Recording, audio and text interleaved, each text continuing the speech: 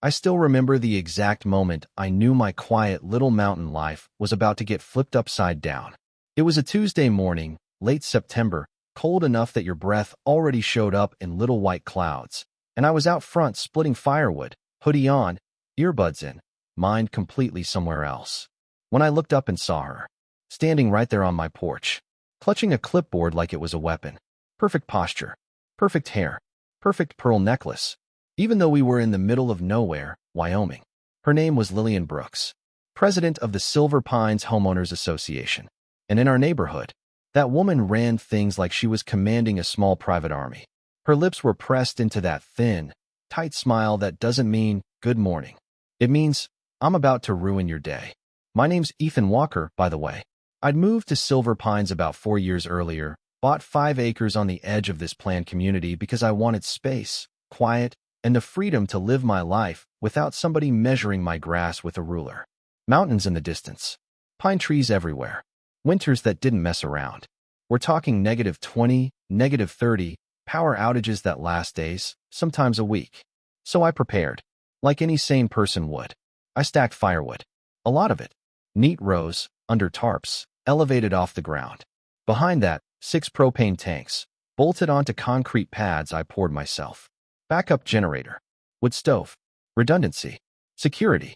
Peace of mind. Or so I thought. I pulled out my earbuds and said, "Morning, Lillian, can I help you?"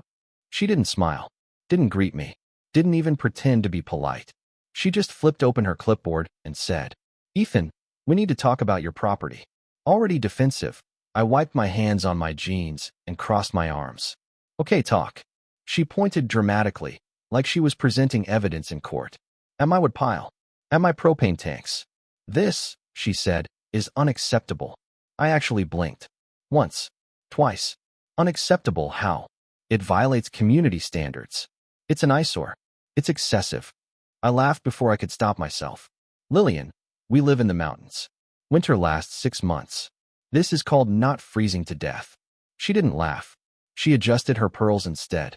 "The board met yesterday," she continued, "and we've determined that your stockpiling depreciates the aesthetic value of Silver Pines." Then she shoved a piece of paper at me. Official letterhead. Big HOA logo. Formal language. Threatening tone. 30 days, she said, to reduce your firewood to half a cord and remove all but 1 propane tank. I stared at it. Half a cord. That wouldn't last me 3 weeks in January. And 1 tank. I said slowly. My generator, stove, and heater all run on propane. She shrugged. The rules are the rules. We all have to make sacrifices for the good of the community. That voice. Sweet. Patronizing. Like she was explaining homework to a slow child. My blood pressure went through the roof.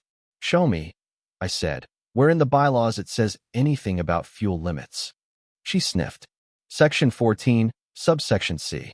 The board has authority to implement new standards. I knew that section. I'd read those documents when I bought the place. It was vague as hell. Maintenance. Safety. General appearance. Nothing about quantities. Nothing about energy storage. "This is overreach," I told her. "You know it.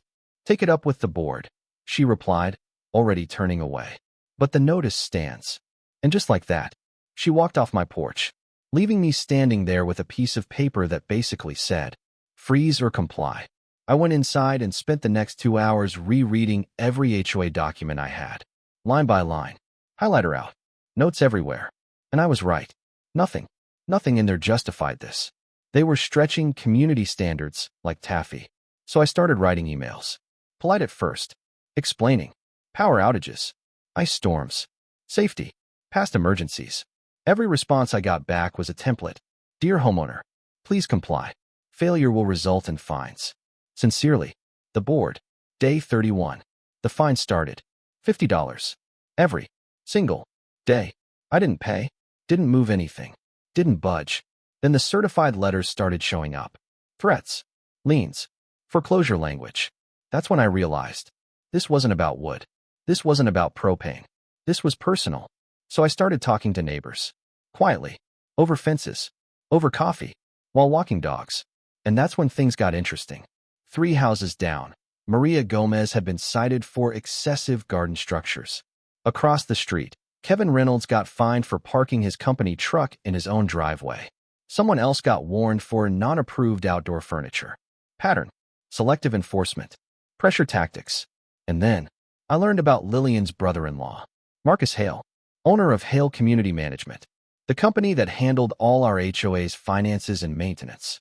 And suddenly, a lot of things clicked. I requested financial records, which, legally, I had the right to do. They delayed, ignored me, stonewalled. I had to threaten legal action before they finally handed them over. And when they did, my jaw dropped. $15,000 a month. For management. For a 180-home community. That was insane. I compared it to nearby developments. We were paying almost triple. Then I noticed charges for repairs no one remembered happening. Inspections no one had seen. Maintenance no one could verify. Meanwhile, winter was creeping closer. October turned into November. Nights dropped into the teens. Snow started dusting the ground. My fines crossed $3,000. Then 5. Lillian sent another letter. Foreclosure warning. Bold text. Red ink. That's when I decided. Enough. I went to the county records office. Started pulling development documents. Original plans. Utility layouts. Contracts. And buried in those files was the smoking gun. Silver Pines had a centralized propane system. Underground distribution. Installed when the community was built. And managed by, you guessed it, Hale Community Management. Every homeowner still connected paid for propane through HOA fees. At inflated rates. Marked up. Bundled. Hidden. Except me. When I bought my place, the previous owner had already started disconnecting. He told me straight up. They're overcharging like crazy. So I finished the job. Got my own supplier. My own tanks. Cut my costs by 30%. And apparently, that made me dangerous. Because if other homeowners followed my example, Hill would lose thousands every month. And Lillian's family would feel it. That's when it hit me. The notices. The fines. The pressure. The threats. They weren't trying to clean up the neighborhood. They were trying to scare me back into their system. Trying to make me fall in line. Trying to protect a cash pipeline. And I was standing right in the way. All right, pause the story for a second. Because this is where a lot of people watching might be thinking. Okay, Ethan, that sucks, but can they actually do that? Short answer, not the way they were doing it. According to standard procedure in most HOAs across the U.S., boards are allowed to create community standards. Sure, but those standards have to meet 3 basic rules. They have to be reasonable. They have to be clearly defined. And they can't be selectively enforced. You can't just wake up one morning, point at one homeowner, and say, yeah, you're the problem now. That's not governance. That's intimidation. From a legal perspective, what Lillian and her board were doing fits into a category called arbitrary enforcement. It's when rules are applied unevenly, usually to pressure or punish someone. Courts hate that. Judges see it as abuse of power. Now let's talk about the money side. Because this is where it gets uglier. HOA board members have what's called a fiduciary duty. That's a fancy way of saying you are legally required to act in the best interest of the homeowners, not yourself, not your family, not your friends. If you're steering contracts toward your relatives without disclosure, that's not just shady, that's potentially fraud. And psychologically, this is a classic control play. This is a psychological trap. When someone in power feels threatened, they often don't confront the real issue. They manufacture a different one. They turn "you're exposing our overbilling" into "you're violating community standards." It reframes the conflict. It makes you look like the bad guy. And if you comply once, they own you. The lesson here is, HOA conflicts are almost never about the surface issue. Not really. They're about money, ego, and control. Firewood was just the excuse. After I realized what was really going on, I stopped trying to reason with the board. You don't negotiate with people who are actively trying to protect a scam. You document. You prepare. You get backup. First thing I did was call a lawyer. Her name was Vanessa Morales. Specialized in HOA disputes. Sharp, direct, no nonsense. She went through my stack of emails, letters, financial records, screenshots, everything. Then leaned back in her chair and said, Ethan, they've been sloppy. This is good for you. Not good in a happy way. Good in a "you have leverage" way. We moved fast. Filed for an injunction to stop any foreclosure action. Demanded a full forensic audit. Sent formal notice to the board and Hale management about undisclosed conflicts of interest. And then, I did something Vanessa hesitated about at first. I mailed copies of everything to every single homeowner in Silver Pines, along with a simple letter. No insults, no drama, just facts, numbers, documents, relationships. Here's what I found. Decide for yourselves. Within hours, my phone blew up. Texts, calls, emails. Is this real? Have you seen this? Are we really paying that much? Then Lillian called. I'll never forget her voice. It wasn't calm. It wasn't composed. It was shaking, with rage. How dare you spread lies about me, she snapped. You're going to regret this. I said quietly, they're not lies. They're public records. And you know it. You can't prove anything. Then you shouldn't be worried. Silence. Click. 2 weeks later, the next HOA meeting happened. And it was nothing like the sleepy little gatherings we were used to. Normally, 10 people, coffee, small talk, over in 20 minutes. This time, over 100 homeowners packed into the community center. Standing room only. People holding my letter. Whispering. Arguing. Pointing. Lillian walked in like she was still in charge. Chin up. Clipboard in hand. Bang the gavel. Meeting to order. She didn't get past the first word. Why are we paying triple for management? Why is your brother-in-law getting our money? Why weren't we told? Where did this repair money go? It turned into chaos. She tried to shut it down. This is not on the agenda. Kevin Reynolds stood up. Then put it on the agenda. Applause. Maria followed. We want an independent audit. More applause. You could see it on Lillian's face.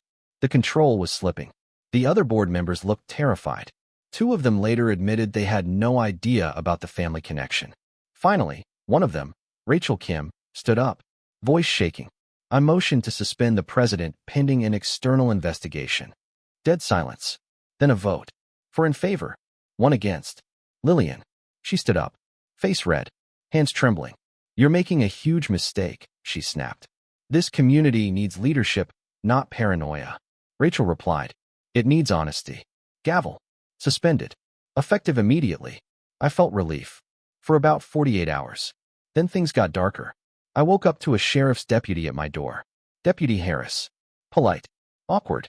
Ethan, I need to ask you some questions. Lillian had filed a report. Claimed I was threatening her. Harassing her. Trying to intimidate her. Total lie. I showed him my call logs. My messages.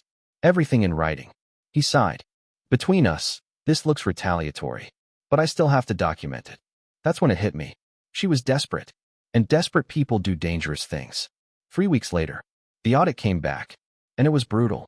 Hale Management had overbilled by nearly $60,000 a year. Fake maintenance. Inflated contracts. Phantom inspections. And Lillian had never disclosed her relationship. Clear violation of fiduciary duty. The board fired Hale immediately. Filed suit. Removed Lillian permanently. Banned her from future positions. But winter didn't care about our paperwork. December hit like a hammer. -25. Rolling blackouts. Ice storms. Trees snapping. Lines down. I was fine. Wood stove blazing. Generator humming. Coffee hot. Neighbors weren't. People started losing propane pressure. No heat. No hot water. Emergency heaters failing. Tom Parker, my retired engineer neighbor, came over looking worried. Ethan, the central system is failing. We checked. No maps. No maintenance records. Hale had kept everything. When they were fired, they walked away with the knowledge.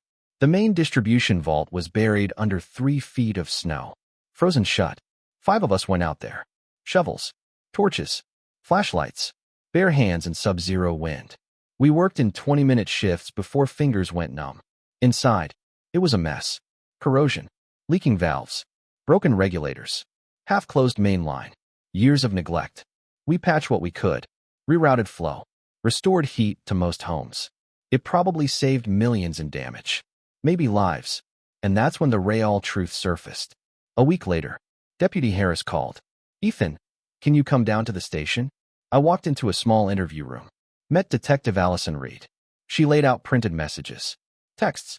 Between Lillian and Marcus Hale. Dated right before the outage. Lillian, he's ruining everything. Something needs to happen. Marcus, I'll handle it. They'll see what happens when people don't follow rules. Lillian, is it safe? Marcus, just enough to cause problems. I still have vault access. My stomach dropped. They hadn't just been negligent. They had sabotaged the system. On purpose. During a cold snap. To make me look irresponsible. To scare the community. To regain control. Detective Reed said quietly. If you and your neighbors hadn't fixed it, people could have died. They were arrested that week. Fraud. Conspiracy. Utility sabotage. Reckless endangerment. The news went wild. HOA president arrested in utility sabotage case. I gave no interviews. Let the facts speak. By spring, both took plea deals. Marcus, for years. Restitution. Bankruptcy. Lillian, 3 years. Banned from HOA leadership for life. The board rescinded my violation. Wiped $6,000 in fines. Passed new rules protecting emergency preparedness. My setup became the example.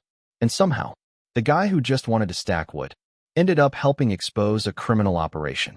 After everything settled down, after the court dates, the headlines, the audits, the emergency repairs, after Silver Pines finally went back to being just a quiet mountain neighborhood again, I found myself sitting on my porch one evening, late summer, watching the sun drop behind the ridgeline, turning the sky orange and purple, looking at the same wood pile, the same propane tanks, the same setup that had started all of this, and thinking how crazy it was that something so ordinary had exposed something so rotten.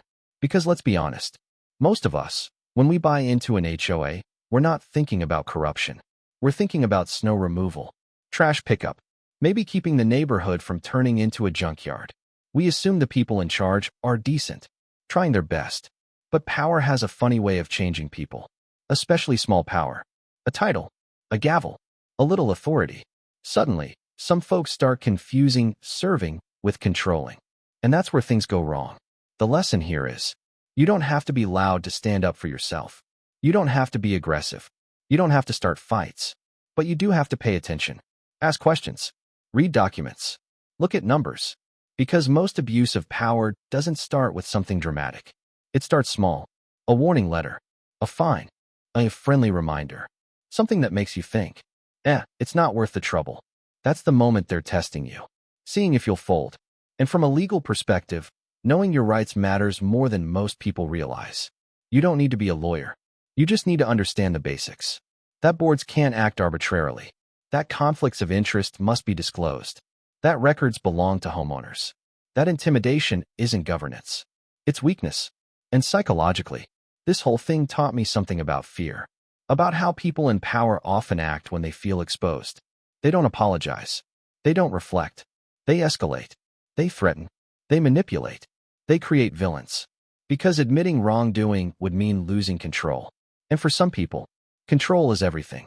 What still surprises me is how close I came to just giving in. Selling half my wood. Getting rid of my tanks. Paying the fines. Going back into their overpriced system. It would have been easier. Quieter. Safer. At least in the short term. But it would have meant accepting something I knew was wrong. And once you do that, it gets easier to accept the next wrong thing. And the next. Until you're living inside someone else's rules without even questioning them. Today, Silver Pines is different. The board posts financials online. Contracts are voted on publicly. Homeowners actually show up to meetings now. People talk. Ask questions. Care. Tom runs little preparedness workshops every fall. A few neighbors installed backup generators. Some added wood stoves. Not out of paranoia. Out of awareness.